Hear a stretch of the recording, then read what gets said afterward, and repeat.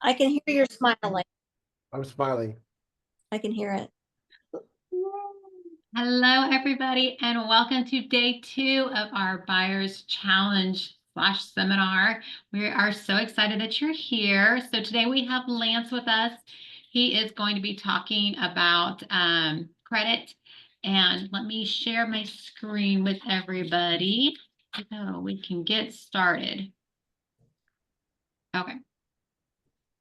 So again, I'm Sarah Dilks. I'm with OK Homes and Lifestyle, one of the team leads, along with Dana. She is my partner. We are business partners, and we run the team together. We are both broker associates with Coldwell Banker, and then we have Chelsea here with us. She is our admin. She does a great job of keeping Dana and I in line and keeps us focused and not chasing squirrels all the time and makes us look awesome. If you have not joined our Facebook group, please join our Facebook group. We have got a lot of good free resources in there for you. We have a buyer's book. Dana and I co-authored a book with Krista Mayshore about home buying and selling and just real estate in general. So please, that is a free resource for you guys. So take advantage of all those things in there. So, and there's lots more. I'm not going to go over all of them. So day 2, we're going to cover what credit is key, the home buying basics, and then the criteria of home shopping.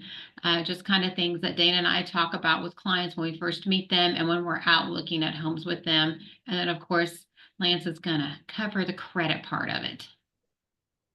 This is our team that Dana and I run. We have the Allen Home team on there with us. It's a husband and wife team. Rebecca Fink and then Jerry Sherwood are also agents on our team as well. So we've got lots of agents that can help you out with any of your real estate needs. All right, Chelsea, you want to go over the house rules for us, please? Sure. So to those who are joining, if you do have any questions, please feel free to leave them on our chat, or you could always raise your hand and we'll notice you and we will allow you to ask the questions. For those who are watching in the recording, you can also leave us a question over at the comments and we will be sure to get back to you. That's it. Awesome. Thanks so much. Okay, so I think we're going to let Lance take over here. And he is going to talk about credit and all of the things that we need to know, what you can do to improve your credit, all that stuff, or if you don't have credit, what to do. And then after that, Dana and I will take over. So Lance, the floor is yours. All right, sounds great. Thanks for having me on. Credit is obviously very important because you can't get approved for a house or actually anything until you have a credit score. And then once you have a credit score, then determining on what is factors that are in there determine on where you're going to fit in as far as what your risk is. Because when you're talking about credit, how they get your number is basically what your risk is, default or get behind on a loan for 90 days. So for example, if you're a 530, what it says about you is that out of 100 people, 80, 75 or 80 people are going to have problems and not be able to pay back the loan. Where your score is a 740, 750, only 2 people or 1 person is going to have a problem paying that back. So if you fall in between there, those are the risks as far as that. So you have to have a certain school. And you, I guess Brian talked a little bit about kind of what it takes in order to get approved, but you kind of have to have the higher your credit score, obviously, the easier it is for you to do anything, but also it's going to save you money because everybody wants to pull your credit no matter what. They want to pull your credit for your job, your insurance, and obviously what we're talking about is for a house here. So we have the 6 tips to raise your credit score fast.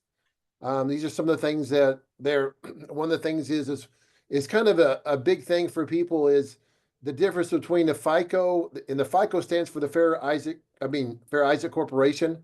And that's what most people pull in your credit score.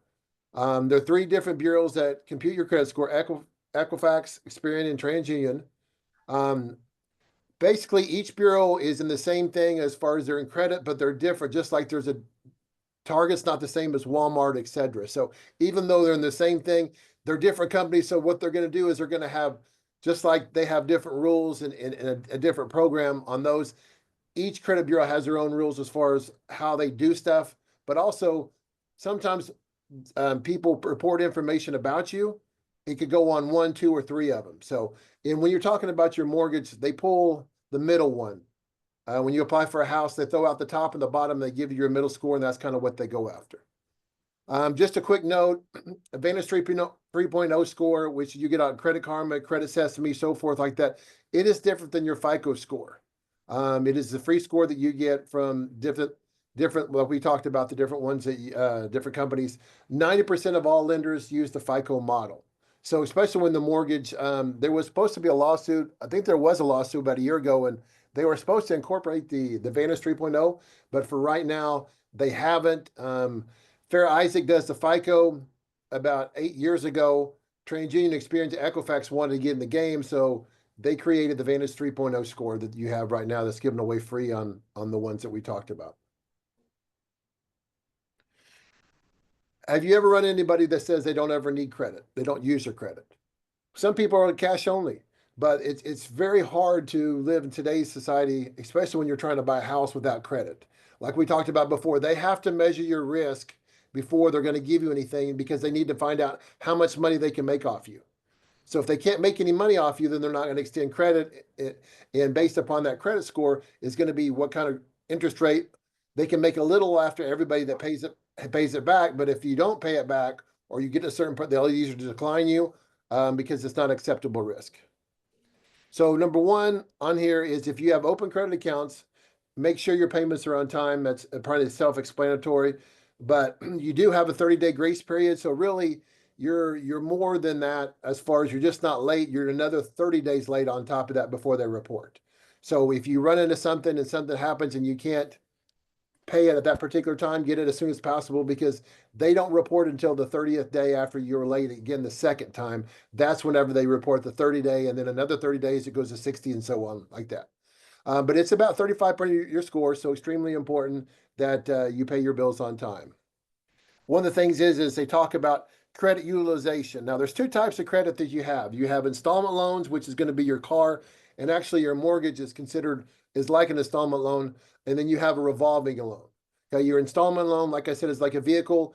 You take $10,000 loan, you pay $400 a month, and it goes down every single month. Where your revolving account is, i.e., your credit card, has a utilization because it can fluctuate and go up and down depending on what the use is. So if you have a $1,000 card and you use 900, and then you pay it down to 200, and then it goes back the next month, you spend more, another 500, then you're back up to 700. That's your utilization on the card that you have. So you just have to be careful about that. You can use the card, but try not to be over at least 50% because they start penalizing you on your score, and you want to be around 20 to 30%. Like I said there, ideally you want your credit balance to be around 25%, 5 to 10 is in the good range. You can't have everything as a 0% because what happens is you'll get penalized a little bit on your score. You have to use your credit a little bit because they like to see that you're actually using your credit instead of just having it on there. So just understand that 5 to 10% is a good range when you're talking about getting your score. We talked a little bit about revolving versus installment right there. So you remember your installment's going to be like your car loan and your revolving is going to be like your credit card one. I recommend and I've been doing this for 20 something years, 23 years, to have at least 2 revolving accounts and 1 installment loan account, especially if you're just starting to build your credit. Now, once you get going, you can actually have up to 18 revolving accounts and it's not going to affect your score negatively.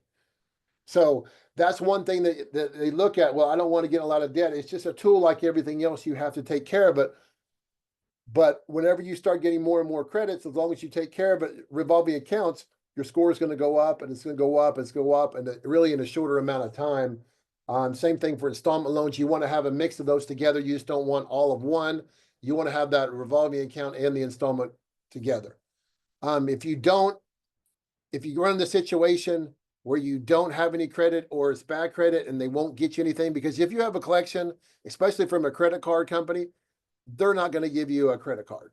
They're just not, you're too big of a risk. They don't want to chance it. So what happens is you have to go the secure card route, which is a really good line of credit is at Amazon. Okay. You can get on that for $100 and they can open you a revolving account. So as soon as it opens up, it starts building for you at that particular time. Capital One is 300 minimum and Discover's a 300. The thing about those two are really good. The same thing as Amazon is there isn't a fee. They don't charge you every month like some of the other cards. They don't charge you every month to just have the card open, because what's going to happen is once you get your credit score up and you start getting more credit cards, you don't want to get rid of your oldest credit card. Because what happens is you get rid of all your history. Just for example, if you had somebody came to you and they wanted to borrow $100 and they paid for 6 months on time, and the other person paid for 6 years, who do you think would be a better risk? Nothing wrong with the person that paid for 6 months, but the 6 years has month after month after month that they paid, and they're just a little bit longer. So what happens is the same thing with your credit report. You get more points, you get a better score for having that. One thing that a lot of people get worried about is their inquiries. Okay, you can have up to 3 inquiries every single year and it doesn't affect your score at all. Now, if you start getting more inquiries, what's going to happen is going to go down anywhere between 3 to 4 points every time you pull after that initial 3. So just be aware, but don't be afraid to get an inquiry on if you're trying to do something. Obviously, if you're applying for the loan, you don't want to go get new credit. But if you're building, this is what happens. Don't worry about that, because after the first month, it's going to catch up. It's going to give you more positive points than you lost. So it's a temporary thing. The next month, it's going to go back up, and you're really not going to lose anything. It was just a temporary loss that they pulled your credit if you were over 3. If you're applying for a mortgage, you have 60 days to have your credit pulled from a mortgage company. It only counts as 1 pull against your 3 for the year. So if you're shopping around and you go to 2 or 3 mortgage companies, or if you go to 1 or 2, you can pull that as many times. It's not going to affect your score. You have 60 days to pull. Usually they pull one before they started to get you approved, and then they pull one right before you close to make sure you haven't incurred a lot of debt that's going to change your risk. So just remember that. The only difference is between the mortgage and the car. If you do a car financing, if it's a pull from a car financing company, then it's the same thing, but instead of the 60 days, you have 30 days to have whatever pulls. And now it may show up as a lot, but it's not going to affect your score at all if you do it within that 30 days. Authorized user is a great tool. You're number 5. You can work on the age and the history of your credit. If you don't have a lot of credit at the moment, start building it. Because like I said before, is the longer you have your credit in force, your higher score is going to be. Because they can tell your risk, because they only report once a month. So every year is only 12 reportings. So the longer you have that account open, and it doesn't even have to be, you don't even have to use it. You just have to have it open. If it's open, it's going to report positive for you. This number 6 here is an authorized user. This used to be it used to count a lot more. It still will help you, but it's not like it was 10 or 15 years ago, where once you put as authorized user, you could go up huge within a short amount of time. But it still does help. I've seen it go up anywhere between 30 to 75 points, depending on how much good stuff and how much bad stuff that person had on their credit report. As authorized user on their credit card, whatever, just being on there doesn't affect the person that has a credit card at all. You just basically get good credit. You get credit for their good credit. So that's one tool that you have that you can use. You also have to look at the difference between your FICO scores and your Vantage 3.0 scores. Like I said, a lot of people look at the free one and they say, oh, well, that's my score. And it could be close, it could be not. Now, one of the things too is a big difference between the FICO that I've seen and the Vantage 3.0 is your debt utilization. So if you have a high utilization on your credit cards or whatever, your score is going to be lower on the Vantage 3.0 score than on the FICO score. So they have different factors that they go into, and that's why your FICO score is almost never the same as your Vantage 3.0 score. So we have a link here that it kind of talks about that you can get all your FICO scores. I believe this one is $20 or $25. It's $1 for the first 7 days. And then after that is $20, $25 a month. But that will give you a chance to look at all your scores right away. And you can see exactly what's on your credit report. And you can also see what your FICO scores are on the FICO weight. Okay, there's a few steps, a few tips that you can to raise your credit score fast. One of the things is we do have a guaranteed home buyer program. If you talk to the loan person and they say, hey, listen, your what you make is good, your debt to income is good, everything looks good. The only thing is we have to get your credit score up. If we fit all those criteria, we're going to guarantee you that you're going to be able to qualify your house. And sometimes it's within 35 or 40 days, not that often, but it does happen. Usually it's going to be between 3 to 9 months and then you're going to be able to get your score high enough to just get approved. We just had somebody that's pretty close to getting their house. Only after the first round, they went up 83 points. So obviously they're super excited. So they're really pretty close to getting approved for a house and to be able to have the house they've been wanting for a long time. So like I said here, I started in credit because my credit was low and I didn't really know there was anything out there that could. I met an attorney.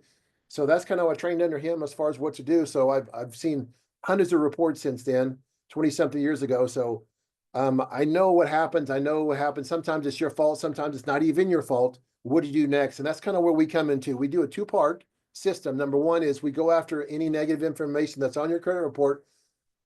If it's inaccurate, unverifiable by the Federal Credit Reporting Act, it has to come off. So that's kind of where we operate. They have to prove certain things. If they don't, it has to come off by law. And the other part is we help build you, like we talked about before, we help build the positive credit to help you drive that score up every single month. Because even if you had everything was bad on your credit score, if you had those positive accounts on there, your score is going to go up every single month a little bit. Now, it's not going to go exponentially a lot unless you get rid of that negative, because that's dragging you down. But the credit score is basically, it's fluid. So depending on what factors it has on there, it's going to raise your score up or lower your score a little or a lot. If you had an issue from 2 years ago, it's probably affecting you maybe 3 to 4 points, okay? Depending on what's on there, maybe a little bit more. But if you had one 2 months ago or 1 month ago, that really affects your score. I've seen a score go down 75 points just with a $10 collection that hit their credit bureau. They were a 775 and they went all the way down to a 710 just to have that one collection on there. So it is fluid. Just be aware. It's a lot harder to get it up than it is to knock it down because of the way they is. Because when they get your credit report, it's a snapshot of what your risk is for them as a person lending you money.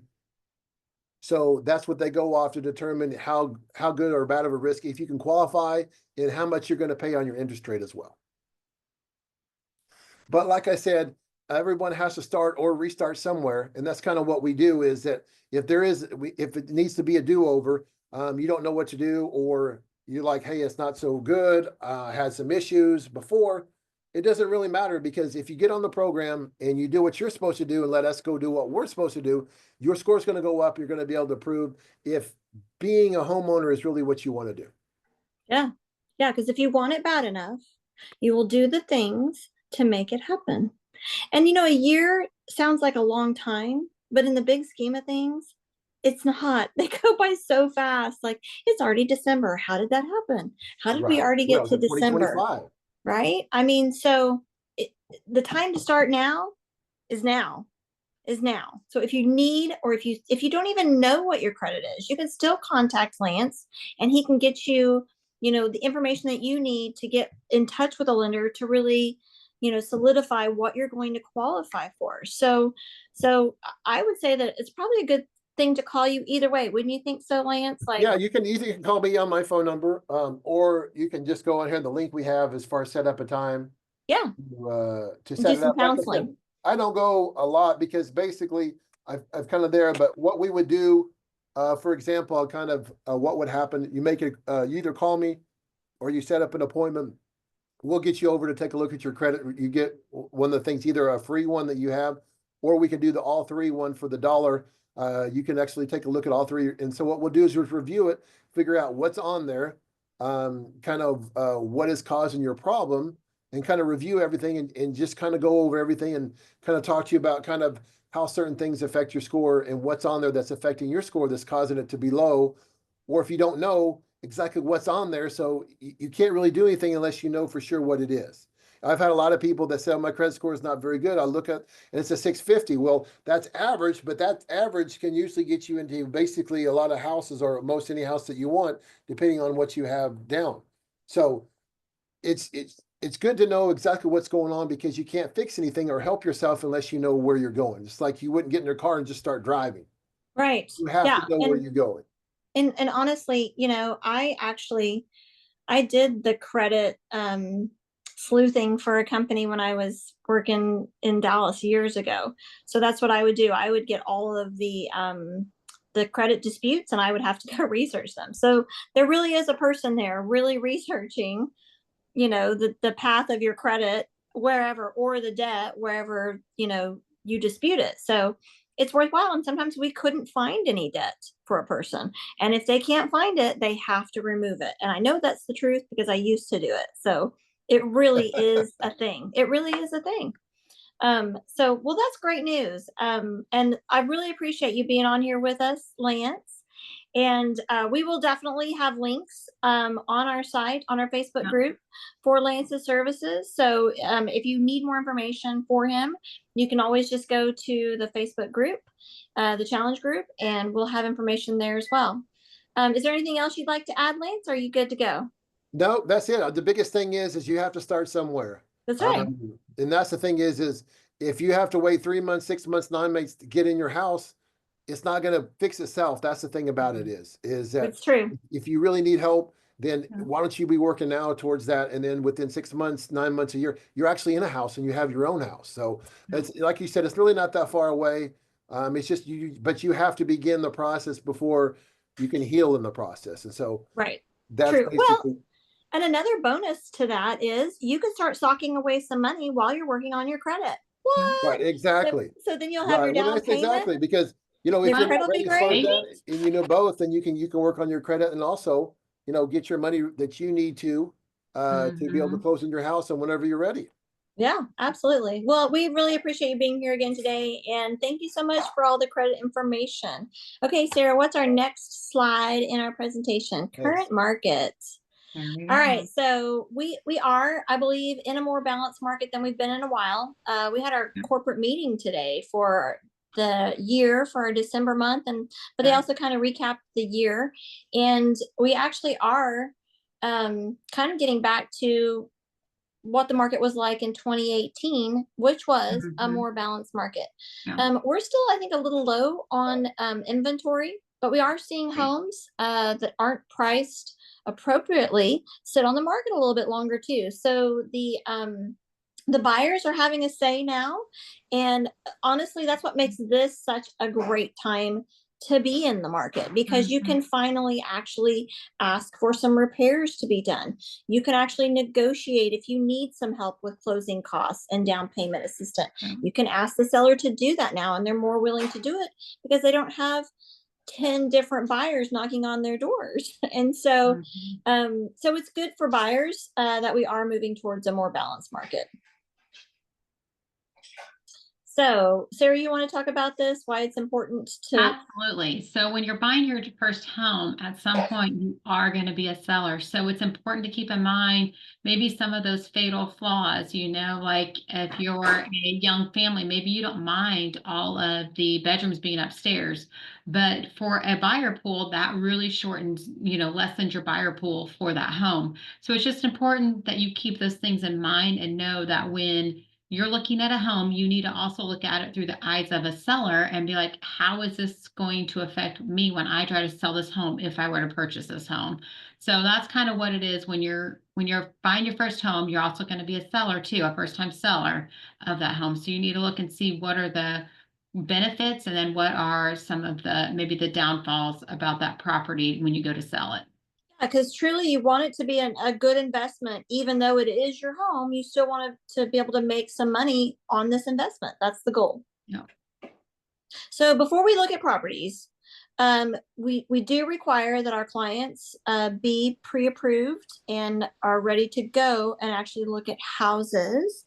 And that's where, like Lance talked about, credit score really does make a difference. Yesterday, Brian talked about the different types of loans that are available and what credit scores are required for those loans.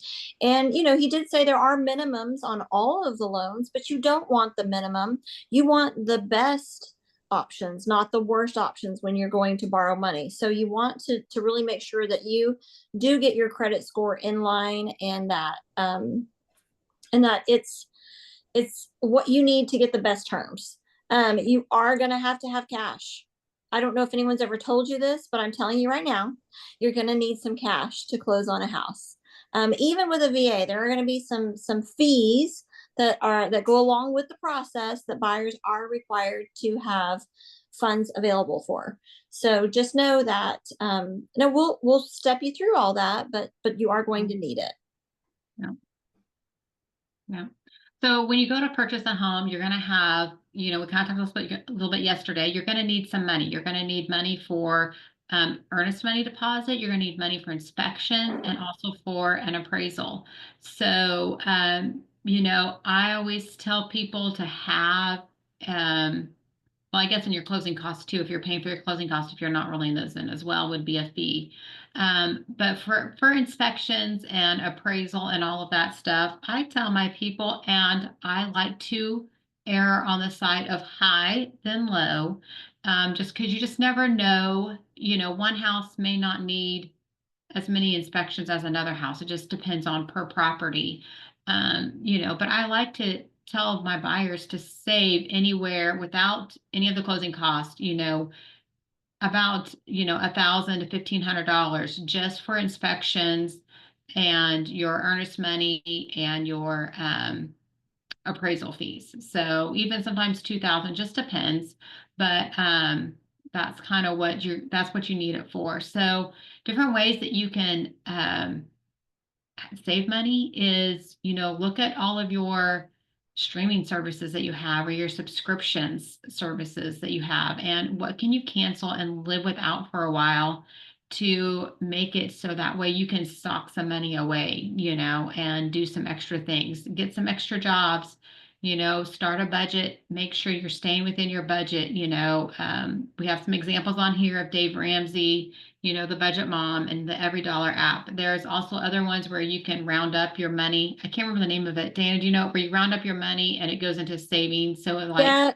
it's an app, but I don't recall the name of it, but I know don't what you're either. talking But about. if your amount is your total's $376, then it'll round it up to $4, and whatever that change is will go into a savings account. Yeah. So everything's all in dollar amounts. Yeah, it's a forced savings, which isn't a bad Yeah. idea. Not It's a bad not. idea. It's The not. goal is you've just got to stop spending the Spending. extra money. You need to Yeah. have, and a budget will do that. When you put pen to paper, and if you do it like Dave Ramsey recommends, you give every single dollar that you earn a chore or a task, you're more likely, and you have buckets for all your things, you're more likely to stay on track and to actually save some money, for sure. I spend less if I have cash in my wallet versus just swiping my card. Yeah. I spend less money that way. Yeah. So some of the 10 commandments of buying a home, these things are so important. You would not believe how many people will do some of these things when you're purchasing. And if you do one of these things, it could automatically take you out of purchasing that home. So that's why we stress, please don't do these things when you're purchasing a home. So, don't open any new credits, don't close any credit accounts, don't change bank accounts, do not, let's see, Don't change a job. That happened Yeah. to me on the Yeah. first house I was selling. My buyer changed his job a week before closing and didn't tell anyone. And it set us back an entire month on our transaction. Yeah. So yeah, we'll call. It's no joke. It's no joke. Yes. You have to be at the same job. Do not do these things because it will not help you. Don't go out and buy new furniture and put it on credit. Don't buy a car because you might end up living in it. Like don't buy anything other than required monthly groceries and the things that you need right then to get through the month, because I'm telling you, you're going to need that money, and they're going to keep verifying that you have that money.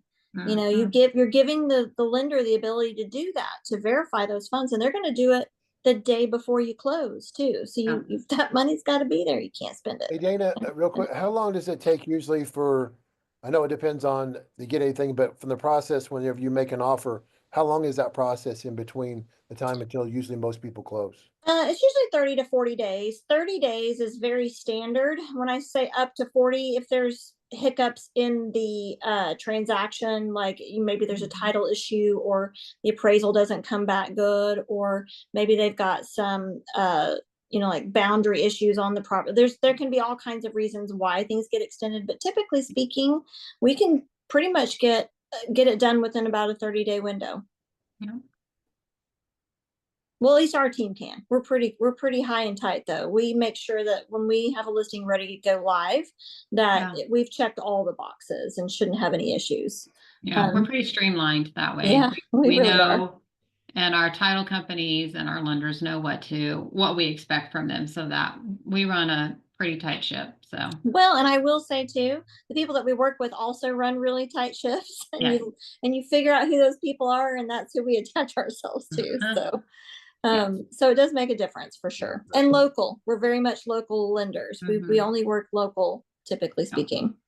Yeah. So what would you expect? You're like, hey, I want to buy a house. Well, we're going to have an initial consultation. We're going to sit down with you, and it can be over Zoom. We don't have to do it live in person, but we're going to go over basically the entire process of the all the documents that you're going to have to sign. You'll have document agreements with us as realtors, and then you'll have contracts with our brokerage, and then you'll also have contracts for a property when you are ready to put one down on that. So there's a lot of paperwork that we're required to go over with you too. There are some federal documents that you have to understand. There's no such thing as discrimination. We don't allow it, and you have to be on board with that. So there's just a lot of minutia that we need to go through, and part of that will be discussing who you're going to use for a lender. Is your credit up to par? Do you actually have the money now? Are you going to need some time? We're going to ask you a lot of questions, and it's going to feel like we want your life history, and that's not necessarily the case. We don't need to, like Sarah and I don't need to know all the money details, but we need to know that you're really good to go, because we don't want to oust a family from their house, make them get it all ready and pristine, and show to someone who can't really necessarily make an offer on it. That's not being a good citizen to another seller. And if the shoe were on the other foot, you wouldn't want that either. Yeah, no, you really wouldn't. You wouldn't. We're going to you would be a little put out. Yeah, once we've had that initial consultation, we're going to send you to a loan officer. They're going to get you pre-approved, and they're going to give you a value. And that's when we're going to have the conversation about the locations that you're interested in. Where do you want to live? We'll set you up on search criteria.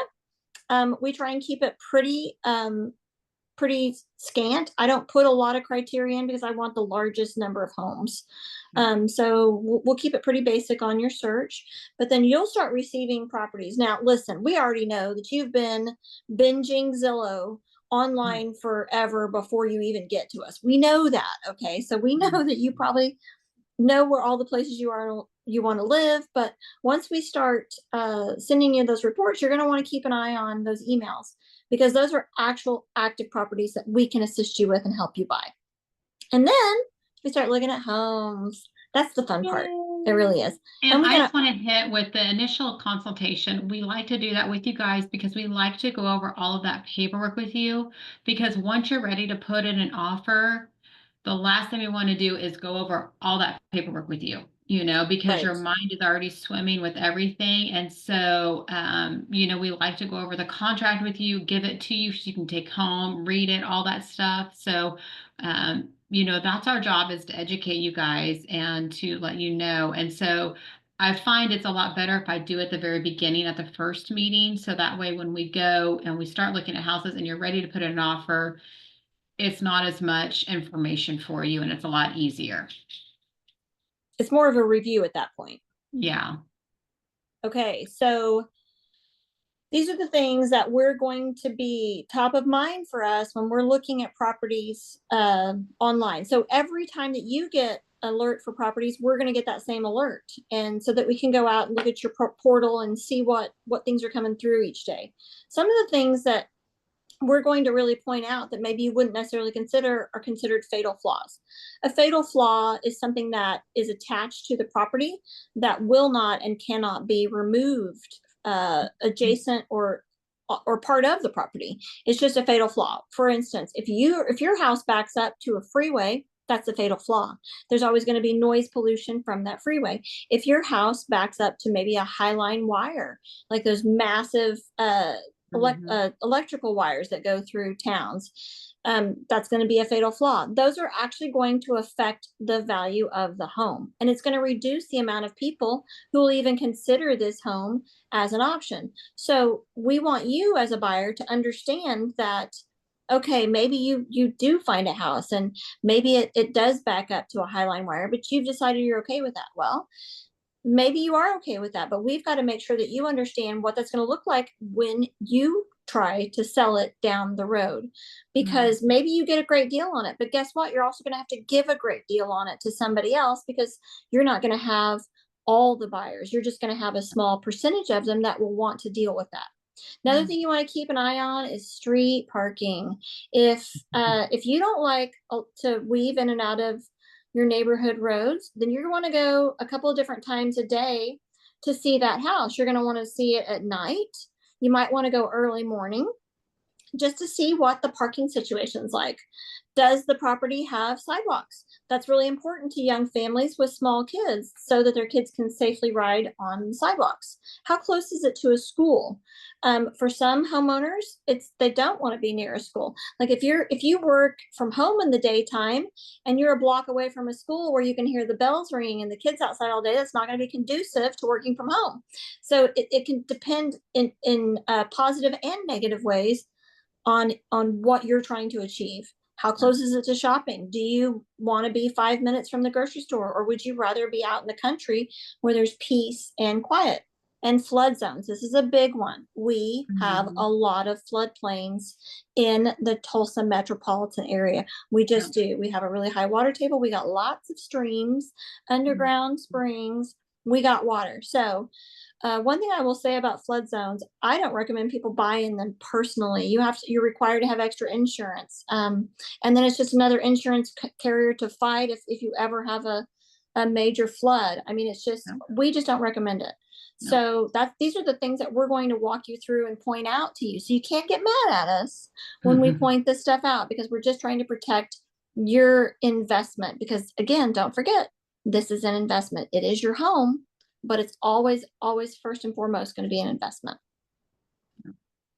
So taxes and insurance, that's one thing that we look at as well. So when you go to purchase a home, the taxes that they pay are going to be a lot cheaper. And as soon as you close on that house, guess what? Your taxes are going to go up. And it's going to vary by a county that you live in. So everybody kind of knows, Tulsa County is more expensive than Rogers, and, you've got Washington's cheaper. So it just depends on what county you live on, depends on what your taxes are going to be like. And it will affect your purchase price and your value. So just keep that in mind when you are purchasing a home. Shop your insurance carriers, call around and see some insurance brokers have several different carriers that they can do like a bundle with your car and your home. And sometimes they can get it cheaper and sometimes they can't. So I had one deal that, because I told my client to shop, she was just going to stick with what her insurance carrier said. And they were renters before. And I'm like, you need to shop around and ask somebody else, because that seems really high. And sure enough, she saved about, I want to say like $500 or $600 a year just by shopping around and going to a different one. So make sure you shop around and ask, and don't wait till the last minute. Start right when you go under contract. After you've done inspections, start working on your insurance and seeing who you're going to use. Escrow, and how does it work? So escrow is when you write a check out for your mortgage, you're going to have your mortgage, your principal, you're going to have your interest, and then you're going to have your taxes and your insurance. Your taxes and your insurance that you pay each month will go into an escrow account. At the end of the year, once you've been in the house for a year, you have to pay your taxes, right, for your home that you lived in. I guess in January, you pay out for the previous year. So it will go to your lender or your mortgage company, and your mortgage company will write a check out of your escrow account to pay that, your taxes. Same with your insurance. That'll be just, if you close in February, every February your insurance will be due, and they'll just pull it from your escrow account to pay for your insurance for the next year. Your payment might vary. Insurance seems to go up every year. So your insurance, you might have to pay a little bit more into escrow because the insurance went up and your escrow might be short because of that. So that's something to look forward to. You usually get a letter from your mortgage company if that happens. So, or your insurance company say, hey, your rate's going up. So you might want to, we usually just write an extra check and put that straight into our escrow for the difference of what it was, what it used to be to what it is now. So. Well, and like Sarah said, it is going to go up. Your taxes will go up because the previous owner, it was assessed when they purchased it, which was typically at a much lower value than what they're going to sell it to you for. And so the taxes will be assessed at the new value that you've purchased it for. Yep. And so that's why she's saying that the taxes absolutely will go up. They will. But you'll have that same protection until you sell it. Once you're set at a specific tax amount, they can only raise it a specific percentage each year. It's capped, actually. So you're never going to see major increases. However, I will say, since COVID and we had such large value increases in our general market overall, county assessors are not stupid, and they went out and reassessed all the neighborhoods at the new value. So we all had adjustments over the last couple of years in our escrow accounts if we have mortgages. So just know that that can happen. The assessors are allowed to do that. They do it every year, but you don't usually see the kind of spike like we had in values in the last few years. So it's just another thing to keep in mind. Another thing that you will have a benefit of is you can apply for homestead exemption. And once you've purchased your home, you do it immediately after. They'll give you forms at closing, but a lot of people forget about it. I'm actually getting ready to send video text to all my clients this week, reminding them to file for the next year. They can't benefit now because it was past the filing date, but if you file before March, is it March 15th? March 15th. March 15th. In whatever county your house resides in. I'm in Rogers County, so I would file that with Rogers. Sarah's in Tulsa County, so she files hers with Tulsa County. But there is actually a place on the website to go and do that. So, so just know that that's an extra little benefit, that being a homeowner in Oklahoma, you can get a little bit of a deduction. It's not huge, maybe $100 or so, but listen, every little penny counts when you're paying taxes. So, well, not only that, but it puts a max on how much the percentage that they can raise your taxes each year. And it also keeps you from, if somebody tries to sue you, you cannot lose your home. They cannot take your home from you. If you filed, but you have to file. Yes, you have. If you have homestead, if you don't have homestead, it's all fair games, and it has to be your primary resident. You cannot file homestead on a second resident, only your primary. Right. So those are some things that are very good for you. And if you're a senior, oh my gosh, listen to me talk. If you're a senior, you can also file one, and it freezes you from getting tax rates hikes. If you're a senior citizen, so over a specific age, then you qualify for that. So lots of different benefits. Well, I just want to say thanks for attending, and I hope that you guys have gotten a lot out of this. This recording will be posted in our YouTube and in our Facebook challenge group. Again, like Chelsea said earlier, if you have questions, please feel free to post them, and we will get back with you as soon as possible. And we just appreciate you, and hope to see you next time on our next challenge. All right, thanks. See ya. Thanks, guys. Oh.